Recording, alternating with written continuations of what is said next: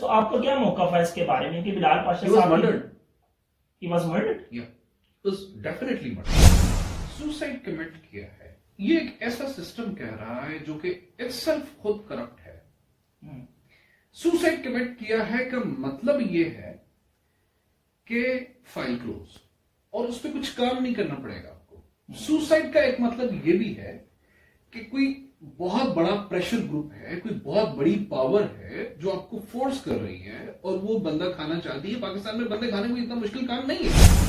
इतना मेंटली तौर पे इतना स्ट्रॉन्ग बंदा था यार। कैसी बातें कर रहे हैं। जब वो हमें पंजाबी पढ़ाते थे तो शाम हुसैन की काफियां पढ़ते थे। जब वो हमें पंजाबी पढ़ाते थे तो वो बाबा फरीद की काफियां पढ़ते थे। जब वो पंजाबी पढ़ाते तो बाबा बुल्ले शाह रहमतुल्लाह अलैह की काफियां पढ़ते थे। उनका अल्लाह के बारे में इतना मजबूत तवक्कल था कि मैंने आज तक इतने मजबूत तवक्कल वाला बंदा नहीं देखा। ये जो सब करेक्ट सिस्टम है ना, इसकी जड़ें हैं, इसकी हिस्ट्री है और ये पक चुका है। अब अगर कोई बंदा ये कहेगा सलाहुद्दीन अय्यूबी की तरह मैं आगे सब ठीक कर दूंगा, तो कभी नहीं कर सकता। अबे यार, वो बंदा मकतब मस्जिद में पढ़ा, उसने उधर इनाम लिए, वो स्कूल में गया, उसकी उधर तस्वीरें पड़ी हुई सोशल मीडिया पे, उसने उधर दुनिया को जीता। वो सीएसएस में आया, उसने पूरे मुल्क को बीट किया। जब उसने जहां जहां सर्व किया, वहां के बन्नू के इलाके के अनऑफिशियली जाके वो चीजों को टैकल करता था। पूरे बन्नू के जहां जहां भी उसका इन्फ्लुएंस का इलाका था, उसने उस बंदे ने फतह किया। वो लोगों के दिलों में बसता है। कितने लोग रोए उस चीज को लेके। और सबसे इंपॉर्टेंट बात जिसको आप ये कह रहे हैं, वो लॉस में गया, उसकी डेथ ने हैशटैग ट्रेंड्स बना दी। कौन सी डिफीट यार। मरना तो सबने, किसी ने पहले मरना, किसी ने बाद में मरना। आधे से ज्यादा मुल्क उसको अगवा कर देता। मेरे जैसे बंदे यहाँ पे गला फाड़ फाड़ के आपसे भी बात कर रहे हैं, आउट ऑफ द इमोशंस कर रहे हैं। बिल्कुल ऐसे ही। तो it's a win win game. He lived with the glory and he died with the glory. What is the very victory? ऐसा नहीं है कि वो सुसाइड कमिट कर सकते हैं।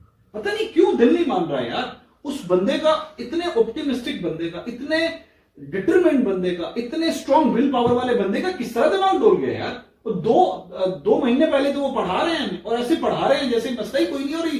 क्यों वो हमें बिल्कुल फ्री होकर पढ़ाएंगे? क्यों हमें वो इतना क्लियर हमें होकर पढ़ाएंगे?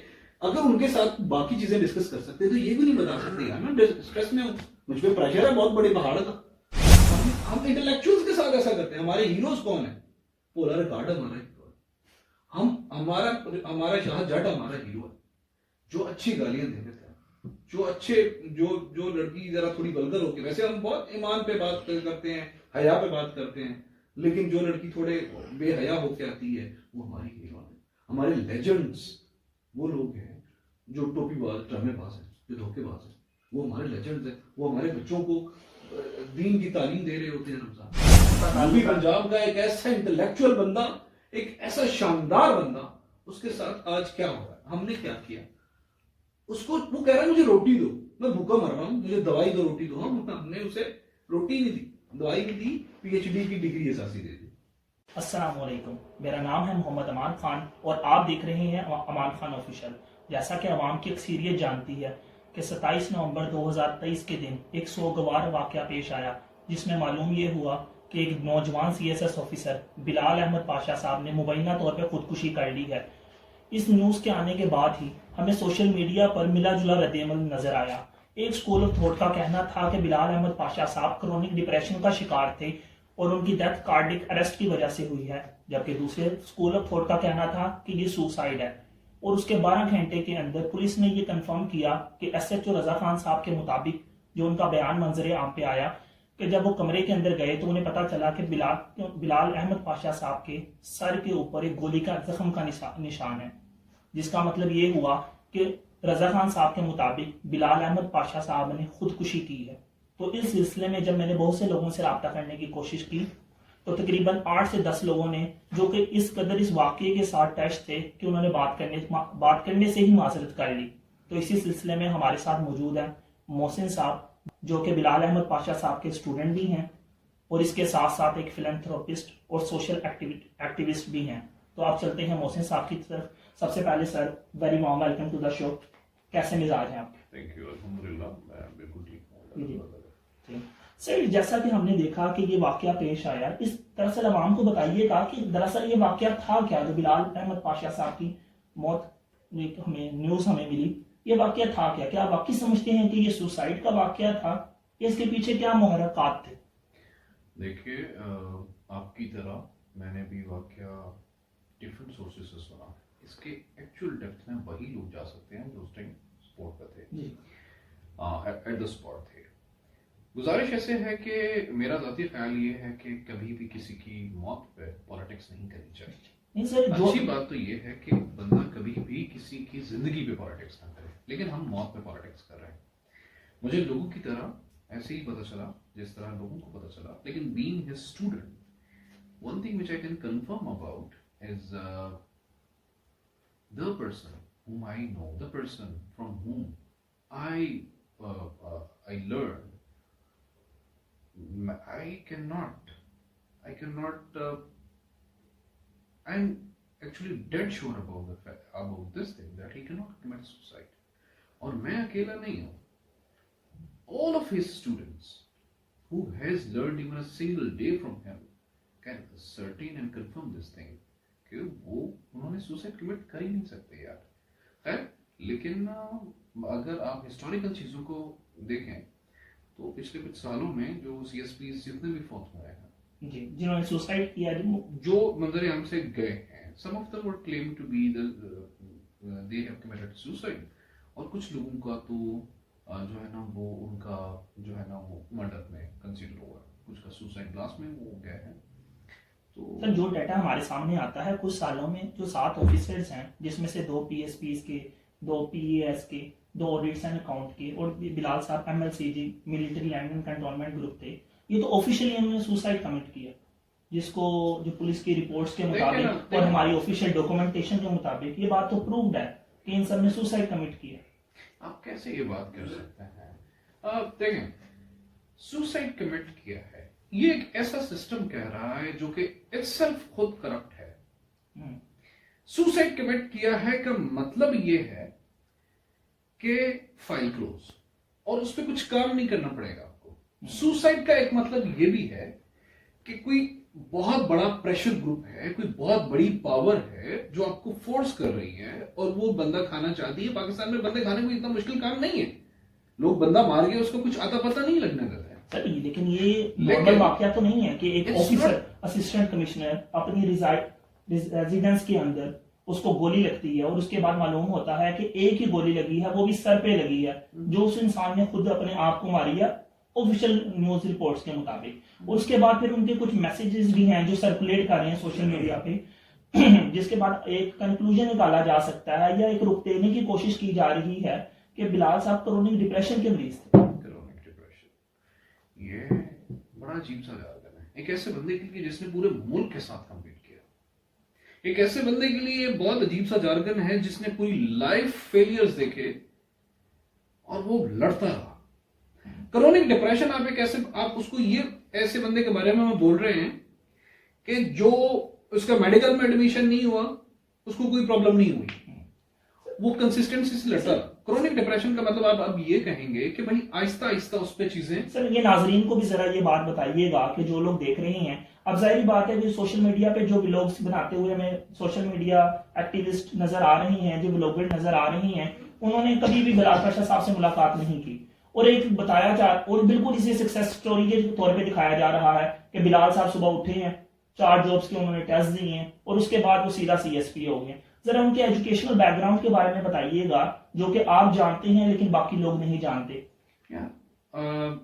Being his student, he told us about his academic background.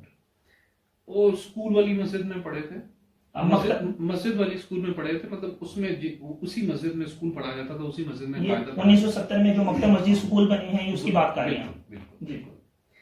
तो उसके बाद उन्होंने जो है ना वो प्राइमरी स्कूल वहां से अब्दुल हकीम जो उनका गांव है वहीं पे उन्होंने आगे वो मिडिल किया. मिडिल के बाद मैट्रिक साइंस के साथ किया, फिर एमरसन कॉलेज में एडमिटेड हो मुल्तान में, और उसके बाद उन्होंने वहां से प्री मेडिकल में फिर सबसे पहला फेलियर, बल्कि मैं ये कहता हूँ कि सबसे पहला फेलियर उनका इससे पहले कई मर्तबा हो चुका था, जो कि he told us about a lot of things about his life, but हम पूरी बात करते हैं जो कि ऑफिशियल है. सबसे पहला फेलियर उन्होंने तब देखा जब उनका मेडिकल में एडमिशन नहीं हुआ. फिर उसके बाद उन्होंने दूसरा फेलियर तब देखा जब उनकी 16 में अटेम्प्ट में, बल्कि इससे पहले भी वो फेलियर देख चुके थे जब उन्होंने पीपीएससी के काफी एग्जाम दिए थे, जिनमें से कुछ में वो क्वालिफाई कर गए और कुछ में एग्रीकल्चर ऑफिसर का भी मेरा ख्याल उनका नहीं हुआ, वो नहीं क्वालिफाई कर पाए, wasn't able to make that. तो उसके बाद सीएसएस 2016 को वो नहीं करवाए। उसके बाद उनकी शादी नाकाम हो गई, वो भी उन्होंने वो उस चीज को किया। उसके बाद जब हमारा सेशन चल रहा था, उस सेशन में मैं आपको उस बंदे की ना विल पावर की बात बताता हूँ, मैं उस बंदे की डिटर्मिनेशन की बात बताता हूँ। ये लोग कहते हैं ना क्रोनिक डिप्रेशन था। हम लोग बड़े अजीब है, हम एक इंटेलेक्चुअल को बेवकूफ और जहनी बीमार कहते हैं, और हो सकता है थोड़ा बहुत इशू दिमाग में हो किसी के भी।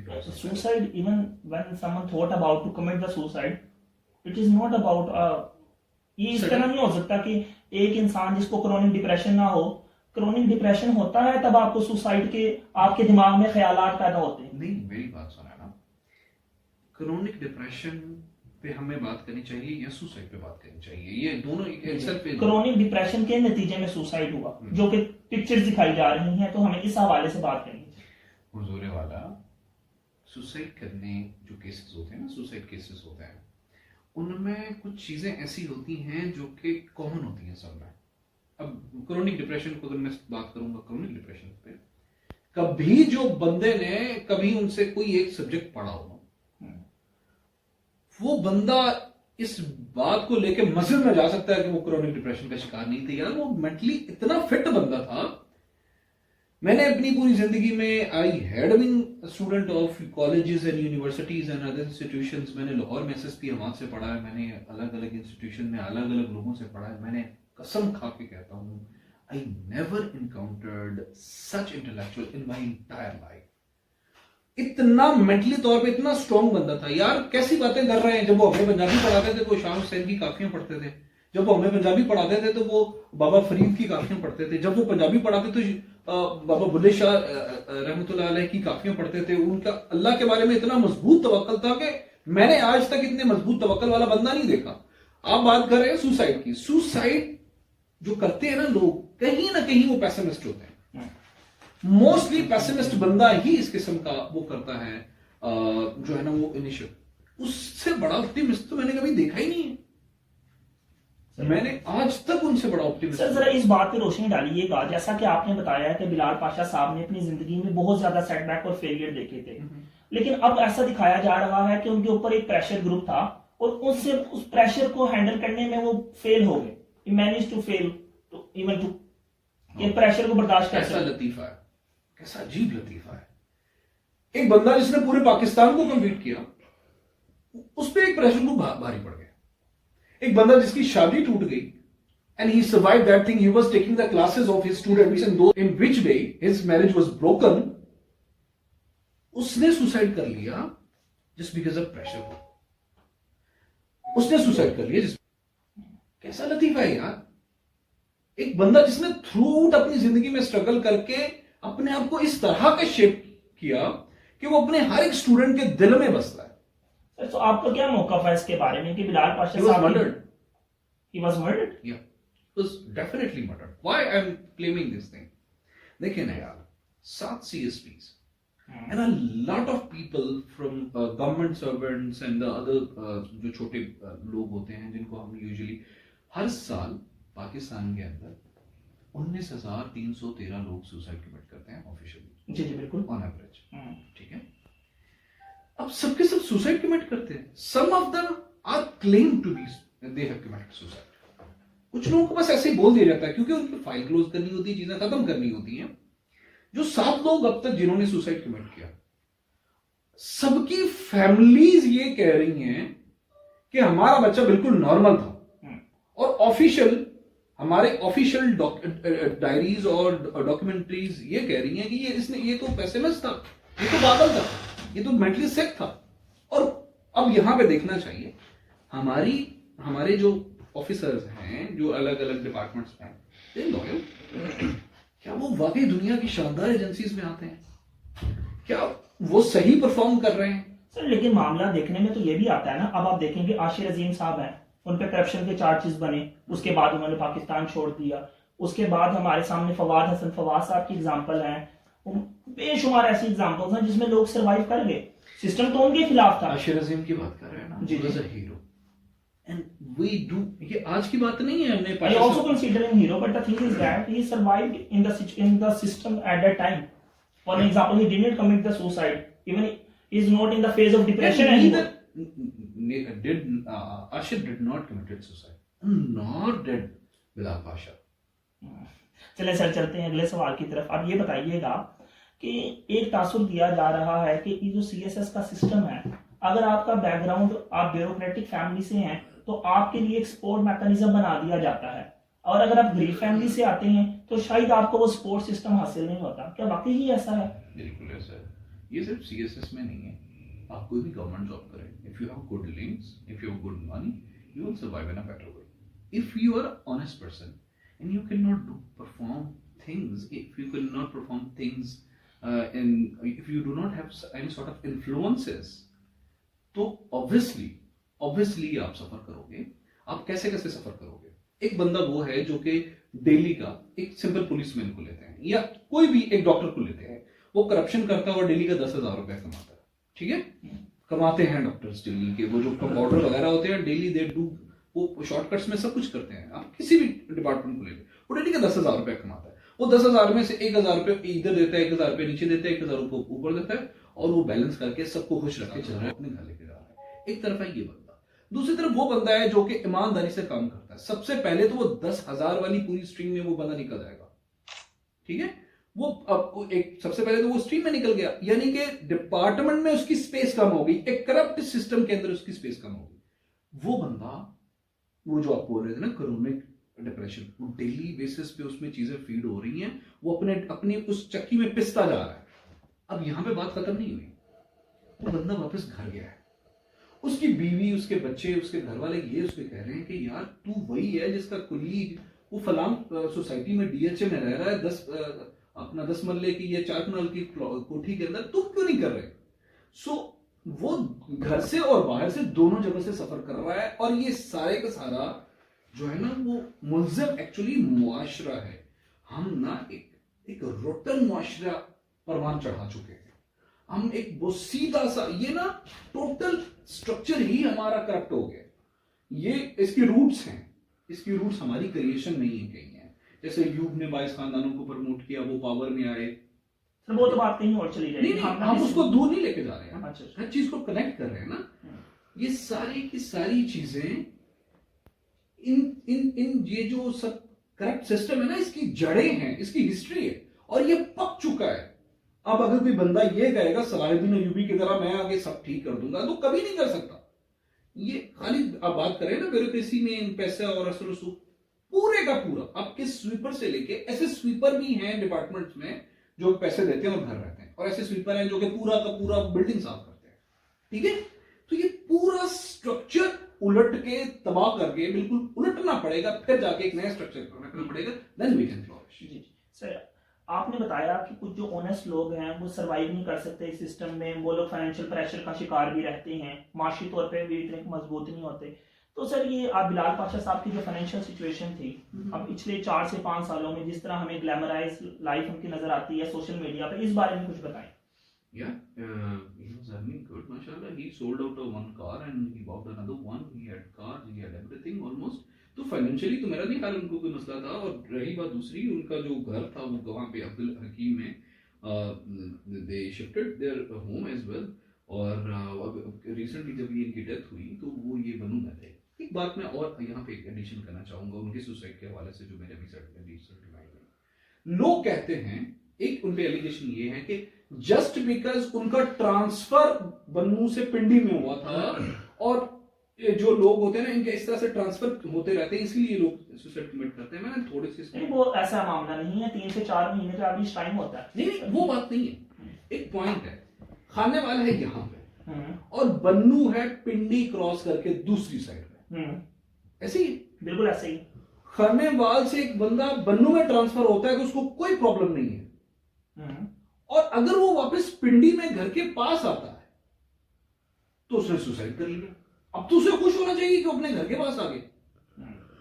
ये कौन सी मंतक आप लोग देते हैं कि भाई पिंडी में ट्रांसफर होने की वजह से? अक्सर लोग ये मंतक देते हैं कि भाई ट्रांसफर कर दिए इसलिए। हाँ, बहुत सी चीजें हमें सुनने को मिल रही हैं इस बारे में, जो चाहे हम भैया आप भी सुनते होंगे सोशल मीडिया के ऊपर। अजीब अजीब मंतक है यार। एक वो फेरिक विक्ट्री वाली वो मंतक है। फेरिक विक्ट्री, वो डॉक्टर अफान कैसर साहब हैं, उन्होंने बताया कि जैसे नेपोलियन में फेरिक विक्ट्री हुई थी, नेपोलियन जब हमला करने के लिए गया तो 6 लाख सोल्जर्स को साथ लेके गया।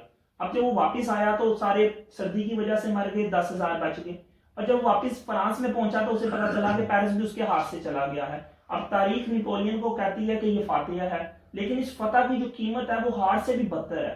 तो उन्होंने ये कहा कि बिलाल पाशा साहब की जो जिंदगी है वो एक ख्वाब से शुरू हुई और इस फेरिक विक्ट्री पे खत्म। क्या मंतक है? मैं इसको ऐसे कहूंगा कि क्या वाहियात मंतक है। सच में मुझे ये कहना चाहिए, वाहियात मंतक है। वाहियात मंतक है। कैसे? देखिए ना, इंसान का कंक्लूजन क्या होता है? मरना। किसी ने पहले मरना है और किसी ने बाद में मरना है। तो अगर कोई बंदा एक स्टेज पे आके मर जाए तो मतलब उसने फेरिक विक्ट्री की, मतलब वो फेरिक विक्ट्री में उसका जो लॉस है वो उसके। अबे यार, वो बंदा मकतब मस्जिद में पढ़ा, उसने उधर इनाम लिए, वो स्कूल में गया, उसकी उधर तस्वीरें पड़ी हुई सोशल मीडिया पे, उसने उधर दुनिया को जीता, वो सीएसएस में आया, उसने पूरे मुल्क को बीट किया। जब उसने जहां जहां सर्व किया, वहां के बन्नू के इलाके के अनऑफिशियली जाके वो चीजों को टैकल करता था। पूरे बन्नू के जहां जहां भी उसका इन्फ्लुएंस का इलाका था, उस बंदे ने फतह किया। वो लोगों के दिलों में बसता है। कितने लोग रोए उसकी चीज को लेके। और सबसे इंपॉर्टेंट बात जिसको आप ये कह रहे हैं वो लॉस में गया, उसकी डेथ ने हैशटैग ट्रेंड्स बना दिए। तो कौन सी डिफीट यार? मरना तो सबने, किसी ने पहले मरना, किसी ने बाद में मरना है। फेरिक विक्ट्री ये होगी कि अगर आप उसकी डेथ के साथ जस्टिस ना करें। मरना सबने, किसी ने पहले मरना है, ये कोई नहीं लिखवा के आया कि हर बंदे ने 90 साल का 100 साल का होके मरना है। सो मेरा जाती ख्याल ये है कि वो बंदा पैदा होने से लेके वो कैसे 5 भाइयों का सबसे छोटा भाई अपनी चाची को इसलिए दे दिया जाता है क्योंकि वो सबसे खूबसूरत होता है और आखिरी नंबर पे आता है। उसको 2 माओ का प्यार मिलता है, 2 बाप उसको अच्छे तरीके से परवरिश करते हैं, 4 भाई उसको बेटों की तरह रखते हैं। और जब वो मरता है वो बंदा, तो आधे से ज्यादा मुल्क उसको अगवा कर देता है। मेरे जैसे बंदे यहाँ पे गला फाड़ फाड़ के आपसे भी बात कर रहे हैं, आउट ऑफ द इमोशंस कर रहे हैं। बिल्कुल ऐसे ही। तो it's a win win game. He lived with the glory and he died with the glory. What is the ferric victory? Sir, उनका ये कहना है जिस तरह का तासुर दिया जा रहा है, जैसा कि मैंने पहले भी जिक्र किया, कि वो उन तमाम फेलियर्स को, उन तमाम सेटबैक्स को इग्नोर कर रही हैं और बस एक के बाद एक अचीवमेंट बताई जा रही हैं। और फिर ये कहा जा रहा है कि तमाम अचीवमेंट के बाद जो उनका गोल स्टेटमेंट था उसके बाद उन्होंने उसे अचीव किया और उसको मैनेज नहीं कर सके सर, जिसकी वजह से उन्होंने सुसाइड कर ली। क्या बात है, क्या बात है। अब ये लतीफा है, मैं इस पे क्या बोलूं यार। मैं दोबारा वहीं पे आऊंगा। अगर कभी कोई बंदा उनसे जिंदगी में एक मरतबा मिला होगा ना, वो ये बंदा नहीं कह सकता कि वो बंदा कुछ काम ना कर सके यार। He can do anything. मैं कसम खा के कहता हूँ, I had a memory problem और मैंने उनसे पंजाबी में वो जो ड्रामे है ना, वो बहुत ज्यादा ड्रामे हैं पंजाबी के अंदर, सीएसएस की पंजाबी में उनके नाम याद नहीं होते। एक राइटर ने 10 ड्रामे लिखे हुए, उन्होंने हमें जो टेक्स्ट दिए उससे आज भी मुझे वो ड्रामों के नाम याद है। ठीक है, वो जो नज़में पढ़ते थे इस तरीके से पढ़ते थे कि वो खुद ब खुद याद हो जाती थी। मेरा जाती ख्याल नहीं है, मैं आपकी इस बात से इत्तेफाक नहीं करता हूं। नहीं, एक तासुर दिया जा रहा है, उस तासुर की मैं बात कर रहा हूं। Basically it's not my personal opinion. वो लोग ये तासुर नहीं दे सकते जो नहीं जानते। ये मेरे जैसे जो है ना, बस कॉर्नर वो वाले, उनका शायद उनका बनता हो, वो कर भी सकते हैं। सर, एक लाइन है, बिलाल पाशा साहब अक्सर औकात आपने उनसे पढ़ा है तो अक्सर एक लाइन बोलते थे, मैं पढ़ के बल्कि उनकी बात को ही कोट अनकोट कर दूं। बिलाल पाशा साहब की एक स्टेटमेंट है कि अगर मुझसे जिंदगी में सब कुछ छीन लिया जाए और मैं जीरो से स्टार्ट करूं तो मुझे यकीन है इस बात का कि मैं इसे तमाम अचीवमेंट दोबारा कर लूंगा। और मुझे ये भी मालूम है कि इस स्टेटमेंट को सुनने के बाद आप मुझे नार्सिसिस्ट कहेंगे। ये कहां से स्टेटमेंट है कि इंसान की जगह डिप्रेशन, स्ट्रेस और एहसास महरूमी का शिकार हो। सर, मैं ये इसी पे बात करने लगा हूं ना। ये जो लोग या तो इस स्टेटमेंट से डिनाई करें, और ये बात को अक्सर बोला करते थे, एक मरतबा नहीं बोला उन्होंने, और ये बात जो बंदे की बात कर रहे हैं उन्होंने ये स्टेटमेंट नहीं सुनी होगी, शायद ना सुनी। ये बात करने वाला बंदा अपने आप के बारे में कितना कॉन्फिडेंट होगा, खुद ही सोचें। जी मैं जानता हूँ इस बात को, मैं अब नाजरीन के लिए बात कर रहा हूँ जिन्हें इस बात का नहीं पता, और वो शायद वो स्टेटमेंट भी पहली दफा सुन रहे हैं। हर वो बंदा चीजों को पॉलिटिसाइज कर रहा है, पोल्यूट कर रहा है इंफॉर्मेशन को, जिस बंदे को उनके बारे में कुछ पता नहीं। जिस बंदे को पता है ना, इज क्रिस्टल क्लियर कि भाई ऐसा नहीं है कि वो सुसाइड कमिट कर सकते हैं। पता नहीं क्यों दिल नहीं मान रहा है यार उस बंदे का, इतने ऑप्टिमिस्टिक बंदे का, इतने डिटरमिन्ड बंदे का, इतने स्ट्रॉन्ग विल पावर वाले बंदे का किस तरह दिमाग डोल गया यार। तो दो महीने पहले तो वो पढ़ा रहे हैं और ऐसे पढ़ा रहे हैं जैसे मसला ही कोई नहीं हो रही। क्यों हमें बिल्कुल फ्री होकर पढ़ाएंगे, क्यों हमें वो इतना क्लियर हमें होकर पढ़ाएंगे। अगर उनके साथ बाकी चीजें डिस्कस कर सकते तो ये भी नहीं बता सकते यार मैं स्ट्रेस में हूं, मुझ पे प्रेशर है बहुत बड़े पहाड़ का। ये पता नहीं अजीब सी मंतक है, हम लोग ऐसे ही करते हैं। जो पिछले सीएसपी फौत हुए जी, नबीहा से लेके, मैडम नबीहा से लेके, ऑर्डर कलीम से लेके काकड़ साहब तक, और दूसरे जो एसएसपी साहब बलूचिस्तान में फौत हुए, उन सबकी फैमिलीज ये क्लेम कर रही हैं कोड एंड कोड कुछ एक्स्ट्रा पावर्स, कुछ इस तरह का। आप डॉक्यूमेंट्स उठा के देखें, वो उसमें लिखा हुआ, और सबकी फैमिली ये कह रही है यार he can not commit suicide. तो अचानक मौत को या ऐसी मौत को जिसको ये टैकल नहीं ना कर सकते तो लेबल कर देते हैं, और इससे एक फायदा ये होता है कि फाइल जल्दी क्लोज हो जाती है। आप समझते हैं कि तमाम मामला सिर्फ फाइल को क्लोज करने के लिए ही है? There can be other reasons as well. For an example, Maybe what can be the other reasons? other reasons, pressure of someone, Pressure of what? some powerful person, group, entity, whatever. Okay sir, ये एक और statement है कि बिलाल साहब, एक बात होती है अचीवमेंट की और फेलियर की, एक चीज होती है अपनी जिंदगी को मुकम्मल समझने की, जिसे हम कहते हैं कि ये इंसान बहुत फुलफिल्ड है। बिलाल पाशा साहब की एक और स्टेटमेंट, शायद आपने चूंकि उनसे पढ़ा है तो आपने लाजमी सुनी होगी मुझे, कि मेरी जिंदगी मुकम्मल है, मुझे अब जिंदगी से और कुछ नहीं चाहिए। और वो बात अक्सर कोट करते थे जब वो कॉन्स्टिट्यूशन पढ़ाते थे, अमेरिकन कॉन्स्टिट्यूशन, कि जब भी कोई प्रेसिडेंट अपनी दूसरा टेन्योर मुकम्मल करने लगता है तो उसकी सबसे मजबूत ख्वाहिश ये नहीं होती कि मैं एक अच्छी तरह चला जाऊं इज्जत के साथ, उसकी ख्वाहिश ये होती है कि मैं कॉन्स्टिट्यूशन के अंदर कुछ अमेंडमेंट कर सकूं ताकि मैं तीसरी दफा भी प्रेसिडेंट ऑफ अमेरिका बन सकूं। लेकिन अब मैं मजीद कुछ बने बगैर भी मुतमईन। आप इस बारे में क्या समझते हैं? यार देखें अमान साहब, हर बंदा ना अपनी पर्सनल या फ्लो में कन्वर्सेशन में बातें नजार करता है, ठीक है। इस तरह हम इस टाइम मैं आपसे कोई 10,000 लफ्ज बोल चुका होगा, और हर लफ्ज का एक स्पेसिफिक कॉन्टेक्स्ट में मतलब होता है। उसको अपने मुताबिक जनरलाइज कर लेना या अपने मुताबिक उसको कंसीडर कर लेना उस बंदे का साथ ज्यादती होती है। बिल्कुल बिल्कुल। मेरा जाती ख्याल ये है कि कहा गया हर लफ्ज अपना एक बैकग्राउंड, हिस्ट्री और कॉन्टेक्स्ट रखता है, उसको कंसीडर करना चाहिए। मेरा ये फ्लो में शायद उन्होंने बात की होगी, और obviously it's नहीं मिसाल ये बिल्कुल that's a valid point in fact, but the thing is that कि ये जो बंदा ये बात कर रहा है, जो बंदा ये बात कर रहा है वो ये साबित करने की कोशिश कर रहा है कि उनकी जिंदगी पूरी हो चुकी थी, he has no desire to live anymore। नहीं इस तनाजुम में भी बात की जा रही है कि ये बंदा डिप्रेशन का मरीज नहीं लगता, जिसकी जो अपनी जिंदगी से जो समझता है कि मैं अल्हम्दुलिल्लाह जितनी मेरी कैपेसिटी थी मैंने अचीव कर ली। जिंदगी में उस बंदे से एक मर्तबा भी मिला ना, वो नहीं वो कह सकता। और जो बंदा अपनी स्टेट ऑफ माइंड में है, जो अपने होशो हवास में है, वो बंदा नहीं कह सकता कि ये बंदा मेंटली सिक है। सर लेकिन मामला ऐसा है, जैसा कि आप जानते हैं कि इतने अजीज़ व अकारिब हैं, बहुत से ऐसे हमें दोस्त मिल जाएंगे पाशा साहब के जो सीएसपी नहीं है, और पाशा साहब का बहुत सा टाइम उनके साथ गुजरता है। इवन कि अब भी जो लैंड विद बिलाल पाशा जो अकेडमी चला रहे हैं, उन लोगों की कोई स्टेटमेंट मंजर आम पे नहीं है, नजर आ रही है तो सिर्फ और सिर्फ कन्वर्सेशंस, और वो भी कन्वर्सेशन जिससे ऐसा लगता है कि ये इंसान डिप्रेशन का ही शिकार है। अब इसकी क्या वजह समझते हैं आप? किस कन्वर्सेशन की बात?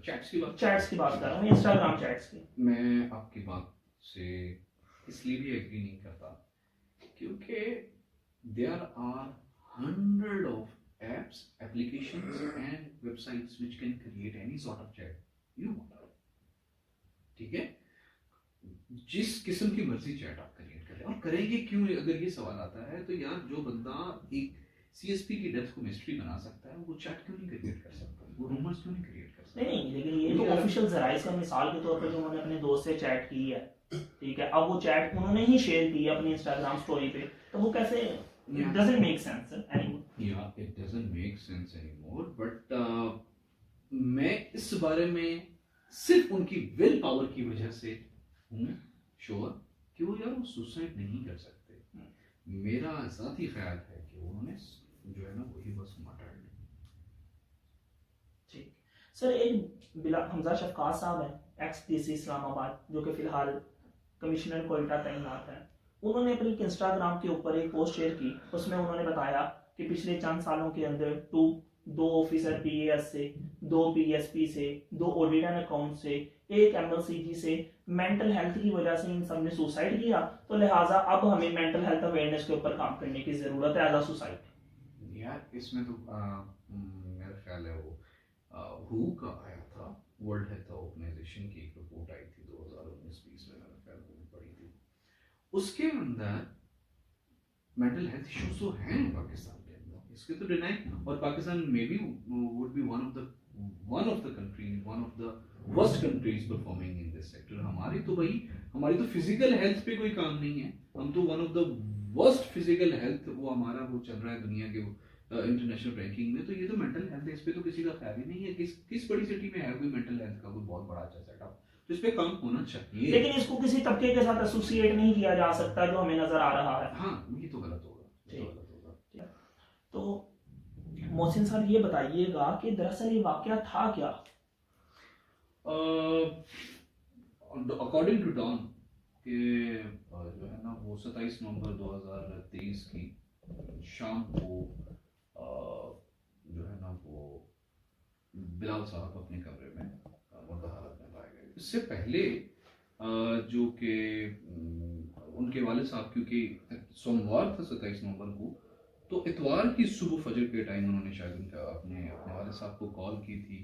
उनके वाले साहब कॉल नहीं ले सके, तो उसके बाद उनके वाले साहब कहते हैं कि वो कॉल्स करते रहे, उनके वाले साहब से फिर उनका रब्ता नहीं हो सका। फिर अगले दिन शाम को उनकी बॉडी जो है ना वो, तो ये एक मिस्ट्री की तरह था कि सम ऑफ द पीपल उनका ये ख्याल था कि ये सुसाइड है, और कुछ लोगों का ख्याल था कि एक मर्डर है, और कुछ लोगों का और ख्याल था कार्डिक अरेस्ट की वजह से उनकी डेथ हुई है, जो कि सोशल मीडिया पे हमें नजर भी आया। कार्डिक अरेस्ट भी वो बहुत बड़ा वो उसमें था। तो मेरा ज़ाती ख्याल ये है कि उन्होंने जो है ना वो सुसाइड कमिट नहीं किया था, तो सर ये बताइएगा कि तमाम लोग जो बात कर रहे हैं इस मौजू पे भी लोग, हमें देखने में एक चीज़ मालूम होती है कि बहुत तमाम वो लोग बात कर रहे हैं जिनकी आज तक ना बिलाल पाशा साहब से कभी मुलाकात हुई, और इवन ना उन्हें वाकई के बारे में पता है। इवन कि उनके बयानात और जो ऑफिशियल स्टेटमेंट्स हैं उनमें भी बहुत ज़्यादा तजादात पाए जाते हैं। बस जैसा कि आप जानते हैं कि एक ट्रेंड स्टार्ट हुआ #बिलाल पाशा का, और हर इंसान जिसके पास कैमरा वो स्टार्ट हुआ और उसने बोलना स्टार्ट कर दिया कि जो पाशा साहब हैं वो क्रोनिक डिप्रेशन का शिकार थे और इसकी वजह से उनकी डेथ हो गई। तो हमें थोड़े से इसके हकाइक के साथ साथ इसके पस मंजर भी बताइएगा कि आप वो वाकई डिप्रेशन का शिकार थे, कि पिछले दिनों में क्या वाकयात ऐसे हुए जिसके बाद, या ये खबर आपको अचानक ही मिली कि बिलाल पाशा साहब। लास्ट टाइम जो हमारा इंटरेक्शन था वो भी 3-4 महीने पहले का था, और तब तक तो मुझे तो उनकी कन्वर्सेशन में कहीं भी ऐसा नहीं लगा कि कोई क्रोनिक डिप्रेशन जैसा कुछ है, या उनकी मेंटल हेल्थ में कुछ इस तरह प्रॉब्लम नहीं लगी। अगर कोई बंदा बात कर रहा हो तो एटलीस्ट उसके बिहेवियर से ही अंदाजा हो जाता है कि इसको मेंटली कुछ प्रॉब्लम, उसके अल्फाज बताते हैं, उसकी थॉट्स क्या, उसके एक्शंस भी डिफाइन कर देते हैं। बिल्कुल। लेकिन हमें तो नहीं लगा कि उनका कुछ मेंटल इशू है या क्रोनिक डिप्रेशन ऊपर नीचे है। और बाकी थ्रू अगर आप बात करें तो यार वो बंदा सारी उम्र लड़ता रहा है चीज़ों के साथ, हालात के साथ, जिसको बचपन से लेके आखिर तक वो लड़ता ही रहा। तो मेरा जो है ना वो ओपिनियन यही है कि जो है ना वो ठीक हो कि बिलाल पाशा साहब मर्डर्ड, बिलाल पाशा साहब हैज बीन मर्डर्ड। तो सारे उनके एजुकेशनल बैकग्राउंड पे कोई रोशनी डालिएगा और थोड़ी तफसील से बताइएगा वो फैक्ट्स जो आवाम को सोशल मीडिया पे नजर नहीं आ रहे। एजुकेशनल बैकग्राउंड उनका सब लोगों को ऑलरेडी हो गया अंदाजा कि वो पहले तो मकतब में पढ़े हैं, मस्जिद में वो पढ़ते रहे हैं, स्कूल का भी और मस्जिद का भी एक साथ। उसके बाद छठी में उन्होंने अंग्रेजी पढ़ना स्टार्ट की। उसके बाद स्कूल में भी उनको अवार्ड वगैरह मिलते रहे, वो अचीवमेंट्स उनकी इंस्टाग्राम पे तस्वीरें पड़ी हुई हैं। फिर उसके बाद उन्होंने मेडिकल जो है ना वो FSC प्री मेडिकल किया अपने एमर्सन कॉलेज मुल्तान से। उसके बाद उनका MBBS में एडमिशन नहीं हो पाया, तो फिर उन्होंने एग्रीकल्चर ऑफिसर के लिए अप्लाई किया। PPSC के एग्जाम्स दिए, कुछ में पास हुए, कुछ में फेल हुए, सब इंस्पेक्टर सेलेक्ट हुए, फिर वो सेलेक्ट हुए लेक्चरशिप के लिए भी वो सेलेक्ट हुए।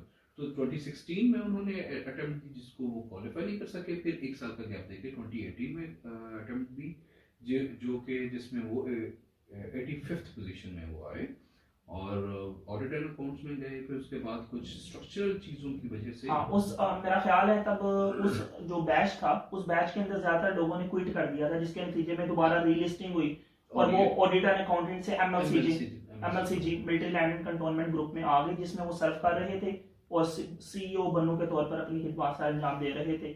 और फिर उसके बाद उनकी डेथ का वाकया, सोगवार वाकया नजर आया।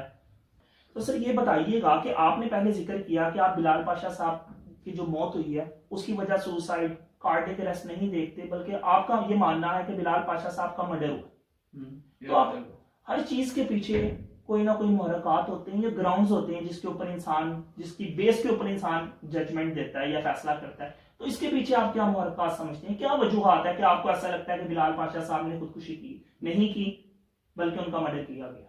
मैं इसलिए ऐसा सोचता हूँ क्योंकि मैं उनसे सूफिया कराम को पढ़ा, औलिया कराम की काफियाँ सुनी है मैंने उनका तवक्कुल देखा है खुदा की ज़ात पे और खुद पे एतमाद देखा है मैंने, इसलिए मैं ये बात कर रहा हूँ। मैं इसलिए ये बात कर रहा हूँ क्योंकि जितने भी आप सुसाइड कमिट करने वाले लोगों के निज़ाम देखेंगे या उन लोगों की पर्सनालिटीज देखेंगे तो वो पेसिमिस्टिक होगी।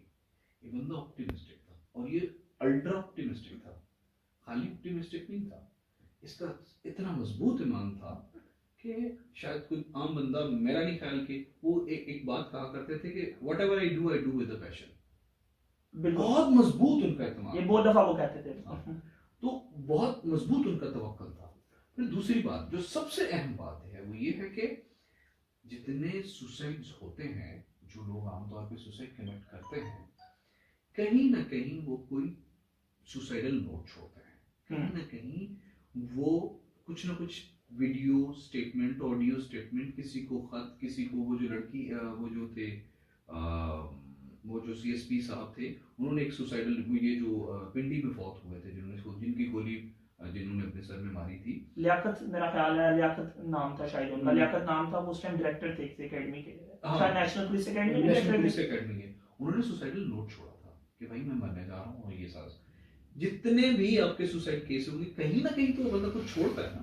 फिर तीसरी बात ये है कि यार ये इटसेल्फ इज अ मिथ कि सरकारी क्वार्टरों के अंदर तो कुत्ताओं के तो आधे लोग जाग जाते हैं। ये क्या हुआ, लोग कॉन्शियस होते हैं, गार्ड्स होते हैं, गनमैन होते हैं सबके साथ। बिल्कुल। तो एक सरकारी क्वार्टर के अंदर गोली चली और किसी ने नोटिस नहीं किया, 10-12 घंटे किसी को पता ही नहीं चला कि यहाँ पे गोली चली थी या सुई गिरी थी। ये तो इटसेल्फ इज अ मिस्ट्री। तो ये थोड़ा फिशी सा है, ये थोड़ा ऐसा लगता है। वो कह रही हैं जैसा कि जो रिपोर्ट्स के मुताबिक मामला कुछ ऐसा है कि उन्होंने बिलाल पाशा साहब के वालिद साहब ने उन्हें कॉल की, उन्होंने कॉल नहीं उठाई। उसके बाद उन्होंने उनके दोस्त को कहा, वो आया, उसने आके देखा कि दरवाजा बंद था, फिर दरवाजा तोड़ा गया, पुलिस को बुलाया गया और पुलिस ने कहा कि 12 घंटे गुजर। ऐसा क्यों नहीं हो सकता कि इस दौरान कोई उन्हें गोली मार के चला गया? सर दरवाजा तो बंद था अंदर से।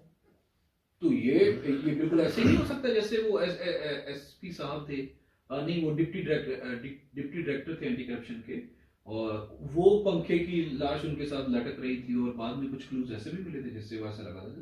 तो ये प्री प्लान भी तो सब हो सकता है। मेरा सिर्फ एक ही इसमें स्टेटमेंट है, बीइंग हिज स्टूडेंट, उनका खादम होने के नाते यार वो सुसाइड कमिट करने वाला बंदा था नहीं। This is what I am focusing on, ठीक है। और दूसरी इससे ज्यादा जो इम्पोर्टेंट बात है, गोली की आवाज और विल पावर उनकी बहुत मजबूत थी यार। ऐसा मेरा नहीं ख्याल वो कर सकते थे। मेरे 4 पॉइंट्स हैं। गोली की आवाज क्यों नहीं किसी को पता चली, गोली अगर वहां पे चली थी तो सरकारी क्वार्टरों में किसी को नहीं पता चला, पेसिमिस्ट नहीं था वो बंदा, ऑप्टिमिस्टिक था। फिर विल पावर उसकी बहुत मजबूत थी। And last but not the least जो है ना वो सुसाइड नोट कहीं नहीं कुछ। फिर अगर ऐसा ही है तो आपने उनके मोबाइल का फोरेंसिक करवाया।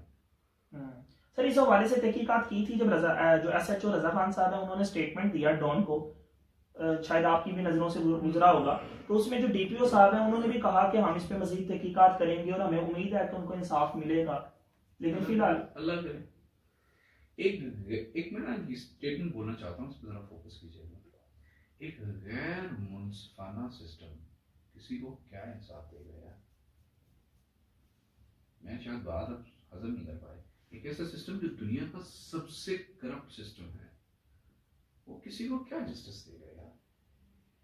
अंदर वर्ल्ड ऑफ ट्रांसपेरेंसी इंटरनेशनल की रैंकिंग में दुनिया के तीसरे सबसे ज्यादा करप्ट लोग हैं, और इन तीनों में सबसे पहले आपकी पुलिस आती है, फिर जुडिशरी आती है, फिर एजुकेशन आती है। एजुकेशन डिपार्टमेंट तीसरा मोस्ट करप्ट डिपार्टमेंट है। बिल्कुल ऐसे ही। तो एक गंदा बंदा क्या किसी को साफ करेगा यार? तो आप समझते हैं कि आपको इस निजाम से कोई उम्मीद भी बाकी नहीं है आपकी नजर में? आपको लगता है कि बिलाल पाशा साहब की जो मौत है, पता नहीं कितने बिलाल पाशा और मरेंगे, हम पता कौन है? हमने AQ खान साहब के साथ इन्होंने क्या किया था सर वो तो हम फिर मोहसिन कुछ को ये बात तो ठीक है ना, हम इंटेलेक्चुअल्स के साथ ऐसा करते हैं। हमारे हीरोज कौन है? पोला रिकॉर्ड हमारा हीरो है, हमारा शाह जट हमारा हीरो है, जो अच्छी गालियां दे देते हैं, जो अच्छे जो लड़की जरा थोड़ी वल्गर होके, वैसे हम बहुत ईमान पे बात करते हैं, हया पे बात करते हैं, लेकिन जो लड़की थोड़े बेहया होके आती है वो हमारी हीरो है। हमारे लेजेंड्स वो लोग हैं जो टोपीबाज ड्रामेबाज हैं, जो धोखेबाज हैं, वो हमारे लेजेंड्स हैं। वो हमारे बच्चों को दीन की तालीम दे रहे होते हैं रमजान में। सो इंटेलेक्चुअल्स के साथ शाकिर शुजाबादी के बारे में पता है आपको? जी जी बिल्कुल, वो शायर हैं, जनूबी पंजाब से उनका जनूबी पंजाब का एक ऐसा इंटेलेक्चुअल बंदा, एक ऐसा शानदार बंदा, उसके साथ आज क्या हो रहा है? हमने क्या किया? उसको वो कह रहा है मुझे रोटी दो, मैं भूखा मर रहा हूँ, मुझे दवाई दो, रोटी दो। हमने उसे रोटी नहीं दी, दवाई भी दी, PhD की डिग्री एहसासी दे दी। ठीक है, उस बंदे की करंट वीडियोस आ रही हैं, वो बंदा मांग रहा है यार भाई मेरे पे कुछ मदद करो, और लोग कर भी रहे हैं। सिस्टम तो फिर उसके खिलाफ। और शाकिर शुजाबादी साहब एक तो वो बहुत ज्यादा फेमस है, दूसरा वो लाइमलाइट में अभी भी हैं। अब आप देखें ना कि एक दिन जियो के साथ अब ओवरऑल सोशल मीडिया जो हमारा मेन स्ट्रीम मीडिया वो कवरेज देता है शाकिर शुजाबादी साहब को, और फिर उनका ये हाल, फिर उनका ये हम क्योंकि लेजेंड्स को, इंटेलेक्चुअल्स को, पढ़े लिखे ज़हनी जो ज़हीन लोग। अच्छा यहाँ पे एक और एडिशन, हमारी फैमिलीज में अगर कोई बच्चा ऐसा हो ना जो स्ट्रीम से थोड़ा हटके चल रहा हो, वो ज्यादा सफर करता है। एक ऐसा बच्चा जो थोड़ा इंटेलिजेंट ज़हीन हो ना, वो मोहल्ले वाले जो कहता है बै बखा बिच जा पे, ठीक है। हमारे बचपन से लेके इंटेलेक्चुअल्स होते हैं ना, बचपन से लेके जलील होते हैं और आखिर तक वो जलील होते रहते हैं। हम सिस्टम की, यहाँ का ज़हीन बंदा पागल होके मरता है। आप पागल खाने में जाएंगे और उनसे बात, मैं गया हूँ पागल खाने, मैंने लोगों से बातें की, ऐसे मतलब मेरा जाती ख्याल है वो पता नहीं कितने शानदार लोग अपने टाइम में रहे होंगे जो वहां पे पागल होकर बैठे हुए, सब नहीं होंगे, लेकिन हमारा ज़हीन बच्चा बचपन से लेके वो स्कूल में भी चपेड़े खाता है। और हमारा अगर ज़हीन बच्चा ये अपने माँ बाप को बोले कि मामा मैंने FSC प्री मेडिकल नहीं पढ़नी, मैंने पहले बिजनेसमैन बनना चाहता हूँ, उसको चपेड़े बकरी पड़ती और जलील अलग से होता है, और क्लासमेट्स अलग वखरे उसको मजाक करते हैं कि भाई तू क्या है।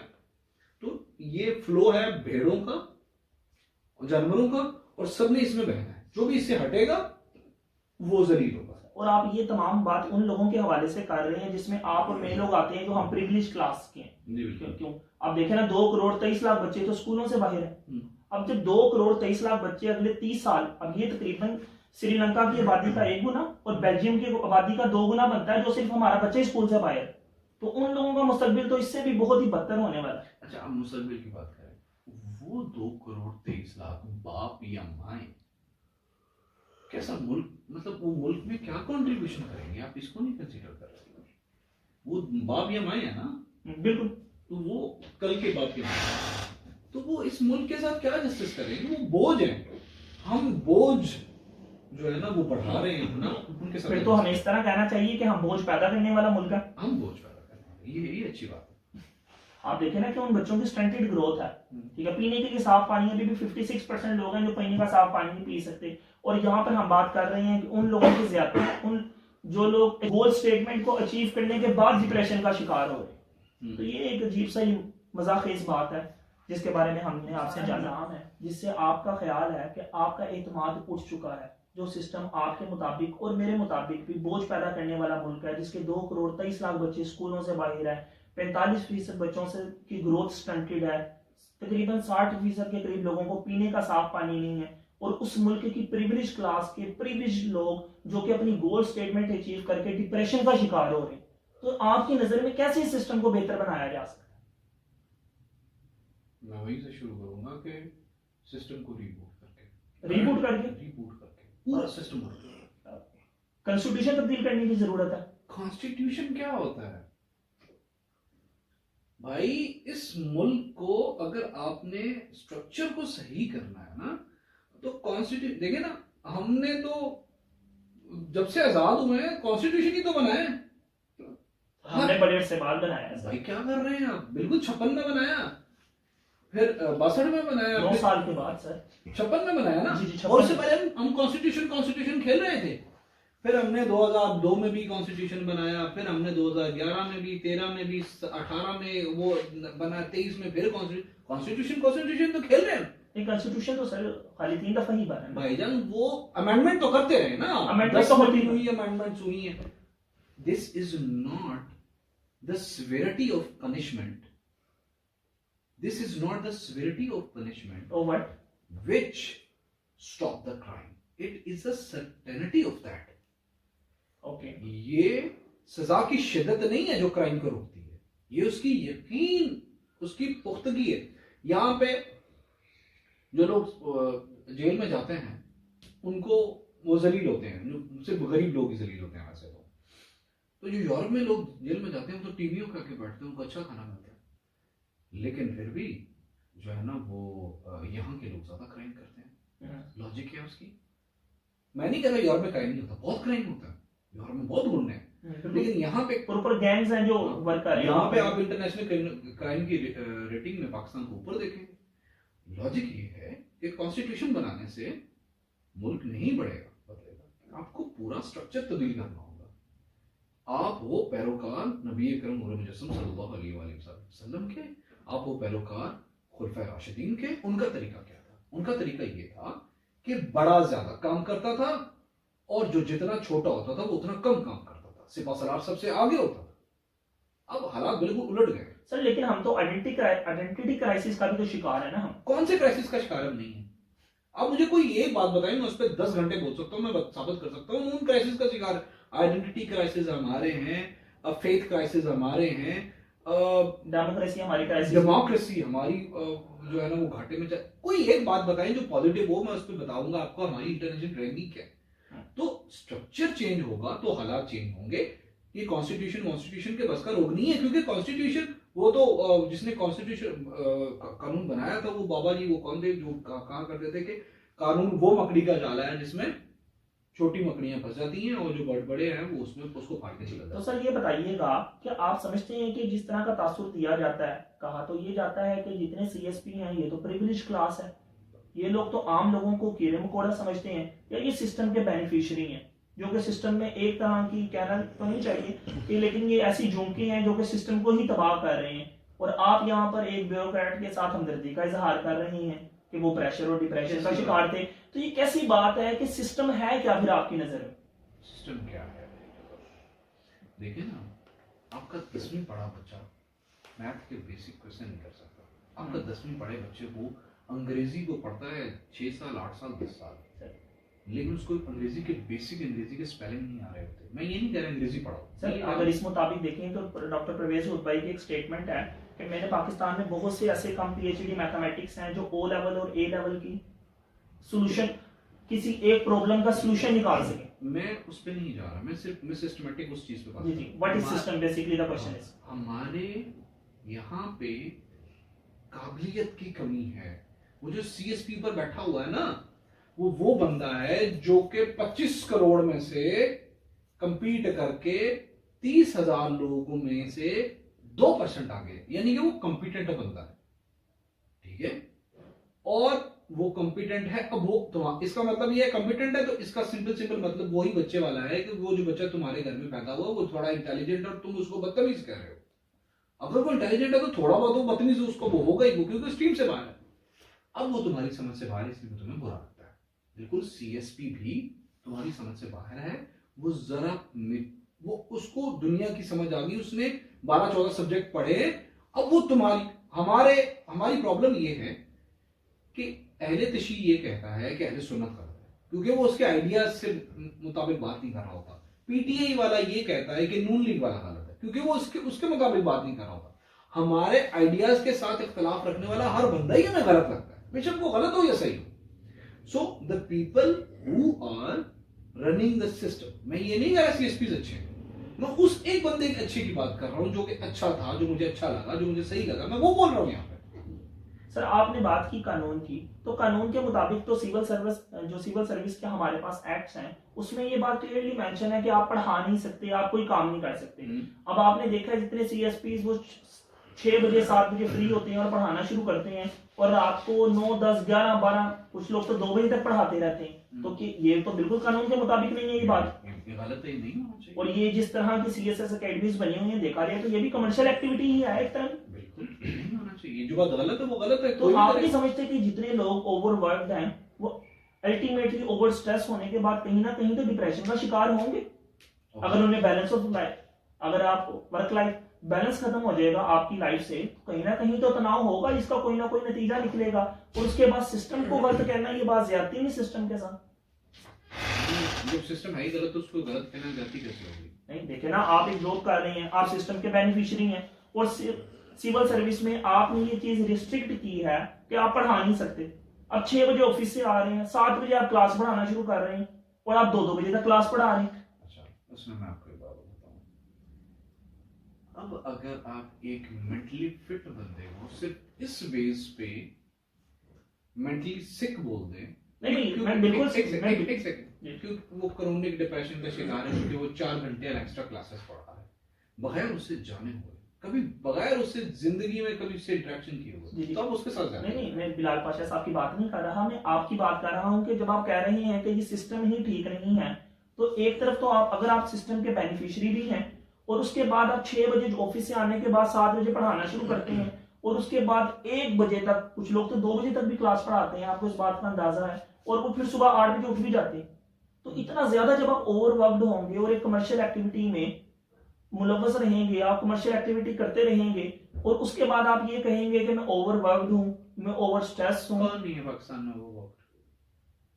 हेरी वाला कभी पूछा उससे कितना काम करता है? मजदूर कौन है पाकिस्तान में ओवरवर्क्ड? हम सब एक दूसरे का गला काट रहे हैं, और इसीलिए गोश्त खा रहे हैं, इसीलिए हम सब में गोश्त की कमी हो रही है। दरअसल हमारे पेट बढ़ रहे हैं, दरअसल हम एक दूसरे को खाने में एक दूसरे का नुकसान कर रहे हैं, और हमें लग रहा है, मैं अगर आपको खा रहा हूं तो मुझे लग रहा है मेरा फायदा हो रहा है, लेकिन मैं ये नहीं देख रहा। दूध में पानी मिलाने वाला कभी भी ये नहीं सोचेगा कि जो जिस स्कूल में पानी मिला के वो उस टीचर को बेचता है, वो टीचर एक्स्ट्रा फीस के बच्चे से करप्शन करता है, वो दुकानदार जो है ना वो 2 नंबर मार्बल की सिगरेट उसी पुलिस वाले को बेचता है, वो 70 रुपए की डब्बी 700 में बेचता है या 200-300 में बेचता है। ये हम सब एक दूसरे का मांस खा रहे हैं। तो मैंने कब कहा कि सीएसपी को अलाउ या किसी बंदे को ओवरबर्डन होना चाहिए, अलाउ करना चाहिए? मैं तो कहता हूं भाई, हम सब अगर ये आपने एक ने वो पढ़ा होगा, वो जो मक्खी जो है ना, जब वो पर मारती है तो पूरी नेचर में बैलेंस रहता है, आपने वो पढ़ा? वो एक थ्योरी है पूरी की पूरी, बुराई और अच्छाई बच्चे देती है। मैं बहुत पहले की ये बात किया करता हूँ, आपने मेरे साथ कोई अच्छाई की, आपको लगता है ये खत्म होगी? नहीं, मेरे दिल में वो चीज बैठेगी, और मैं यूनिवर्स में भी आपकी एनर्जी रहेगी जब तक पूरी यूनिवर्स आखिर तक। आइंस्टाइन ये कहता है यार, आइंस्टाइन कहता है कि दुनिया में ना ही तो कोई चीज पैदा की जा सकती है और ना ही कोई चीज खत्म की जा सकती है, ये सब एक रेवोल्यूशन का प्रोसेस है। तो हम सब लोग ये सिस्टम में कोई ऊपर से या नीचे से बुराई करता है, और वो चलती रहती है, चेन दोबारा उसी ट्रिकल डाउन इफेक्ट जो इकोनॉमी के अंदर यहाँ पड़ते हैं। अक्सर औकात हम इस माशरे के अंदर देखते हैं कि कभी भी जब हम मेंटल हेल्थ अवेयरनेस की बात करते हैं, वो ओपन डिस्कशन के बाद जब अक्सर एक मशहूर जुमला है कि जब आप दुरुस्त बात नहीं करते तो जो गलत बातें होती है ना, आवाम के परसेप्शन में उसे ठीक मान लिया जाता है। आजकल हमें एक चीज देखने को मिलती है, हम एक टर्मिनोलॉजी बोलते हैं जी, इमेज मार्केटिंग। पुलिस के साथ क्या मसला है जी? Image marketing. पुलिस को अपना इमेज मार्केट करना नहीं आ रहा, और पुलिस के जो आला ओहदेदारान हैं उनका कहना है कि हमने सोशल मीडिया के ऊपर कंट्रोल पाना है, जो कि आपने बहुत से अफसरों से सुना होगा, मुझे इस बात का यकीन है। क्या आपने बहुत से अफसरों को ये बात कहते हुए देखी होगी कि हमने अब सोशल मीडिया के ऊपर कंट्रोल पाना है? क्या आप समझते हैं कि ये ठीक अप्रोच है सिस्टम को ठीक करने की? इससे मजीद मसाइल पैदा होंगे। हम अगर सोशल मीडिया की बात कर रहे हैं तो हम उसके पॉजिटिव यूज की क्यों बात कर रहे हैं? हम ये बात क्यों नहीं कहते कि हम चीजों को आवाम को ये बात सिखाते हैं कि इसका पॉजिटिव यूजेज कैसे किया जाए, rather than fact to get the control over something.